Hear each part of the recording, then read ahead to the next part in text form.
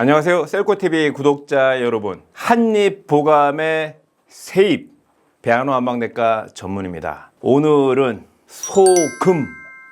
요즘은 이 소금을 이렇게 다양한 형태로 소금이 유통이 되고 있습니다. 요거 한번 제가 뜯어서 한번 맛을 보도록 하겠습니다. 자, 요렇게. 보통 이제 한꼬치라고 표현을 많이 하는데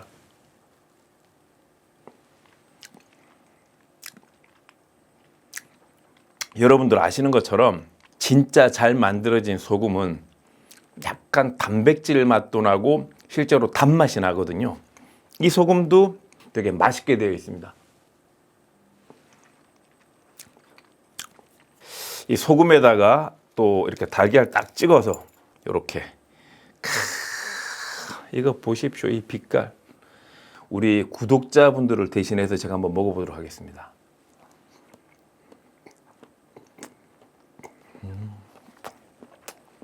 얼마나 맛있게요. 이어서 영상에서 우리 몸에 이 소금이 얼마나 유익하고 우리는 어떤 소금을 먹어야 되는지 설명을 드리도록 하겠습니다. 오늘은 이제 소금에 대해서 또 설명을 드릴 텐데요. 소금 그러면 한자로는 염이라고 이제 불리는 거죠.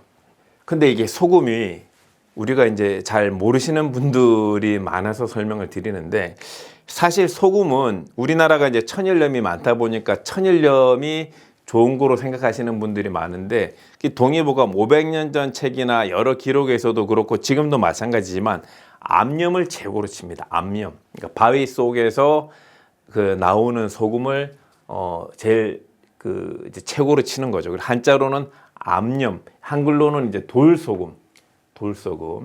그래서 실제로 우리가 이제 소금 그러면 기본적으로는 소금이 짠데, 이 미네랄 함량이 좋은 고급 소금일수록 실제로 보게 되면 단맛이 나게 됩니다. 단맛. 그리고 소금의 성질은 기본적으로 따뜻한 성질입니다.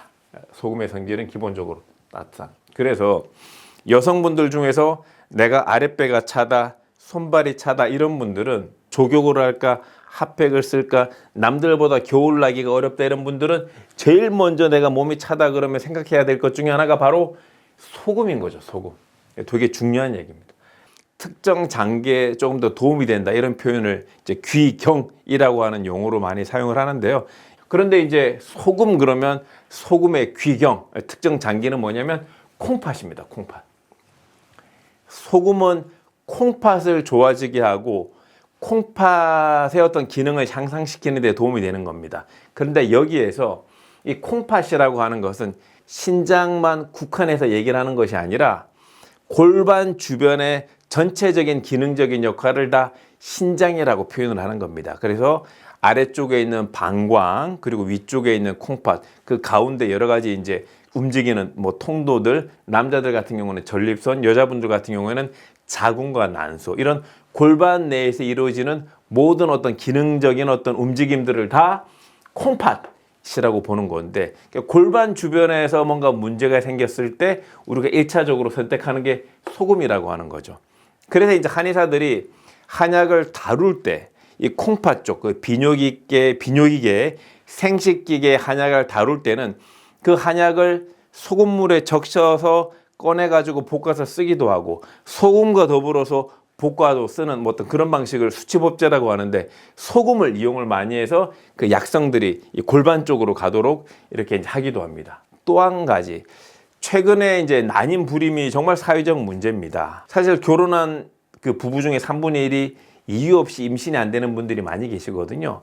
이제 그런 분들, 이 난임 불임으로 약간 고생하시는 분들은 여러 가지 노력들을 많이 하시는데, 가장 먼저 하셔야 될 노력들 중에 하나가 뭐냐면 내가 적절하게 소금을 먹고 있는 건지. 근데 여기서는 그 소금 그러면 내가 소금을 먹다 말씀을 하시는데, 소금의 총량이라든지 소금의 어떤 그런 그 대소 양에 대해서 설명하는 게 아니라 소금의 질이 굉장히 중요한 겁니다. 소금을 먹어도 좋은 소금을 이제 드셔야 된다라는 거죠. 좋은 소금을 제대로 챙겨 먹는 거. 소금 많이 먹으라 그러면 환자분들이 뭐라고 설명하냐면, 제가 라면을 자주 먹기 때문에 라면을 짜게 먹으니까 염화나트륨 소금 공급이 충분히 된다는 겁니다. 이제 그런 방식은 아니라는 거죠. 좋은 소금, 암염 같은 걸 이용해서 내가 체계 있게 이렇게 제대로 섭취를 한다 그러면 난임, 불임에도 굉장히 도움이 많이 되는 게 바로 이 소금이다라고 할 수가 있습니다.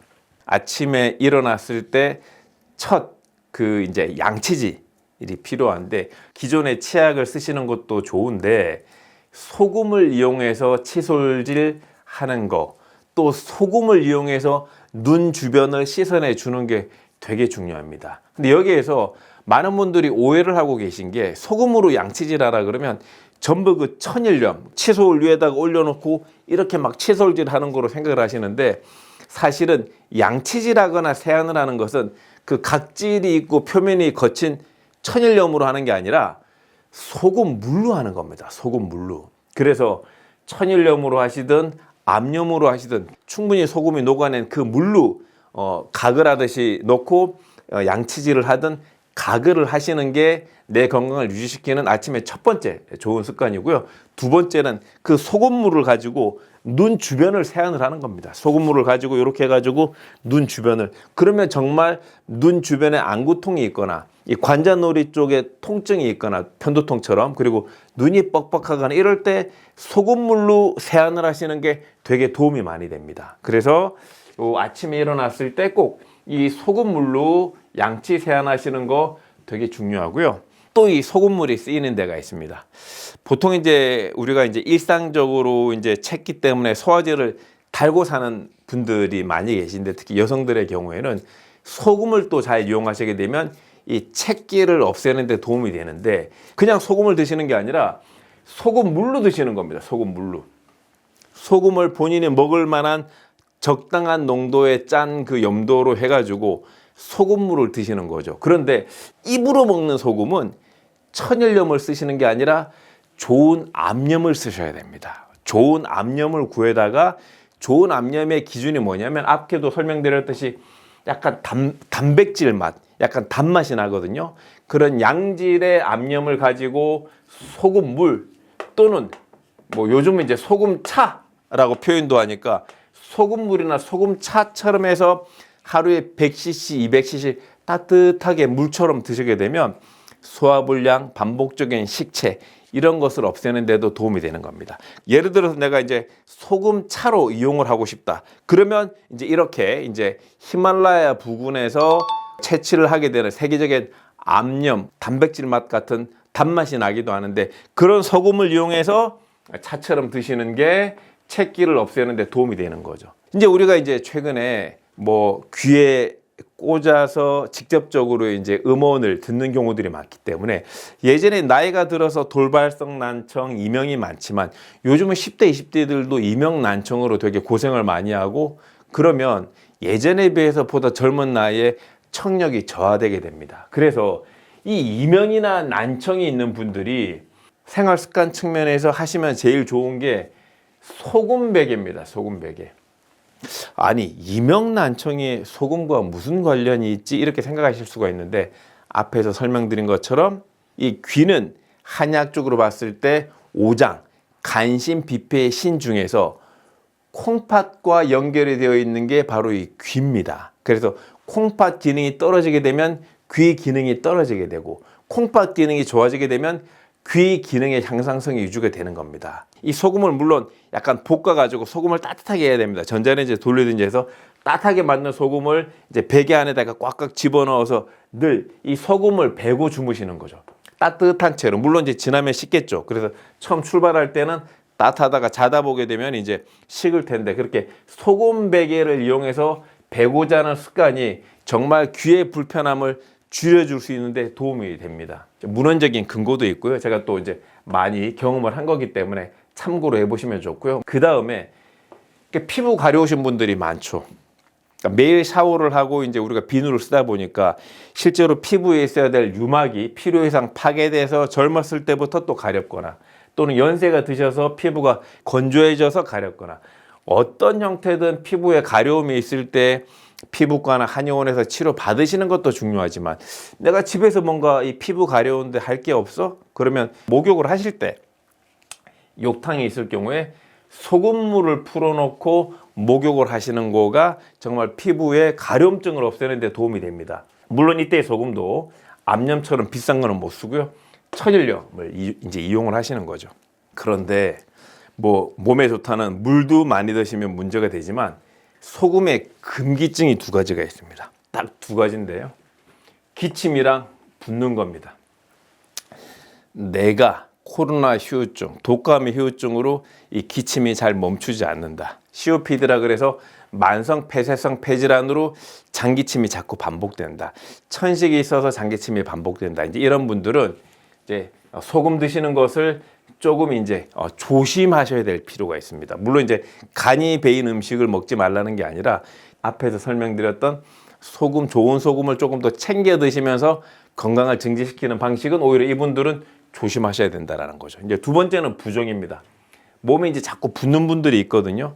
콩팥은 검사를 해보면 정상이지만 몸속에 있는 수분이 잘 빠져나가지 않아서 몸이 붓는 분들. 이제 한약에서는 습병 이런 표현을 쓰는데 이제 이런 분들도 이제 소금을 조심하셔야 됩니다. 이 소금이 이제 나트륨이랑 이제 염소로 이루어져 있잖아요. 염화나트륨인데 사실 이제 나트륨이나 염소가 쓸개나 이자나 그리고 우리 이 아랫배에 있는 소장 그리고 입속에 있는 침 그리고 위장에 꼭 필요한 이제 그 무기질 성분이기 때문에 이렇게 소금이 또 적절하게 들어가줘야 이제 소화가 잘 되는 건데요.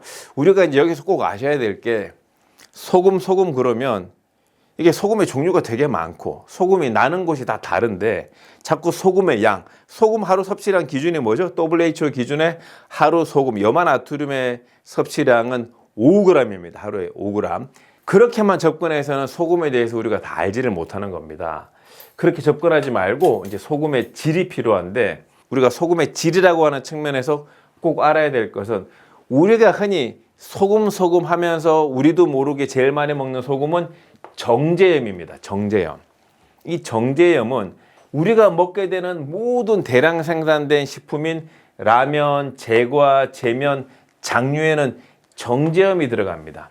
근데 우리가 정제염을 먹어온 지가 얼마 안 됩니다. 이제 산업이 발달하면서 최근에 정제염을 먹게 되는 건데요. 이 정제염은 이를테면 인공적으로 만들어진 소금이기 때문에 똑같은 염화나트륨, 똑같은 소금이라고 하더라도 사실 우리가 조금 조심하셔야 되고 WHO 권고 기준으로 5g 이내 이제 드셔야 되는 거죠. 그리고 이제 두 번째는 자염인데 자염은 전통적으로 이제 바닷물을 끌어들여서 이렇게 이제 항아리 같은 데 넣고 이제 끓이는 걸 반복을 하거나 또는 이제 바다 내에서도 좀 가뒀다가 다시 이제 하는 그 전통적 방식으로 끓인 소금이라고 하는 개념. 우리나라는 일제시대 이전에 이 자염으로 이제 소금을 섭취를 한 겁니다. 그리고 제가 앞에서 설명드렸듯이 소금 중에서 제일 좋은 소금은 암염입니다. 암염. 그래서 그 뭐 히말라야라든지 안반 속에서 산 속에서 그리고 언덕에서 나오는 암염이 소금 중에서 제일 좋은 소금이기 때문에 소금의 양을 줄여라, 소금을 조심하자라고 하는 것은 저는 정제염 위주로 우리가 생각을 해야 된다라고 생각을 하고 있고요. 우리가 권해야 되는, 적절하게 이용을 해야 되는 소금은 암염 위주로 생각을 하시면. 그리고 우리가 또 흔히 김장을 담글 때 뭔가 이제 겉절이를 할 때 우리가 직접적으로 쓰는 소금 중에 하나는 이제 천일염이죠. 이 천일염 같은 경우에는 이제 바닷물을 갯벌에 이제 가뒀다가 일제시대 때 이제 소금을 대량으로 생산하는 방식으로 해서 우리가 이제 먹기 시작한 지 이제 100년 된 소금인데요. 그게 이제 천일염. 그래서 이 천일염 같은 경우에는 이제 뭐 여러 가지 전통 방식으로 전통 식품을 만들 때 쓰는 건데 제일 중요한 건 뭐냐면 어쨌든 천일염도 이제 바닷물에 들어있는 이 염화 마그네슘 때문에 약간 쓴맛과 떫은 맛이 나거든요. 이게 3년 정도 천일염을 묵히게 되면 거기서 이제 간수가 빠져나가면서 염화 마그네슘이 빠지니까 그 쓰고 떫은 맛이 없어지는데 천일염을 쓰더라도 그냥 쓰지 마시고 꼭 간수를 뺀 이렇게 천일염을 쓰셔가지고 또 이용을 하시면 될 것 같고요. 그 다음에 마지막으로는 제제염입니다. 이 제제염은 뭐냐면 이 자염이랑 천일염을 이용해서 개인이 아니라 이제 회사에서 기계적으로 천일염에 들어있을 수 있는 여러 가지 이제 불순물을 이제 인위적으로 이제 제거한 이제 소금이 되는 거죠. 사실 이제 소금 그러면 우리에게 꼭 필요한 미네랄을 대량으로 줄 수 있는 좋은 방식인데 우리가 이제 천일염을 많이 먹게 되면 아시다시피 이제 바닷물 속에 있는 미세 플라스틱이라든지 육지에서 흘러나간 여러 가지 이물질들이 있을 수가 있기 때문에 여러 가지 이제 그 논쟁이 많이 있잖아요. 그래서 꼭 간수를 빼시고 볶아서 쓰시고, 그게 불편하신 분들은 제제염으로 이용하시면 되고, 그런 거로부터 전체적으로 자유로운 암염 위주로 이렇게 쓰시면 내 건강을 증진시키는데 도움이 많이 되실 것 같습니다. 오늘 영상 여기까지고요.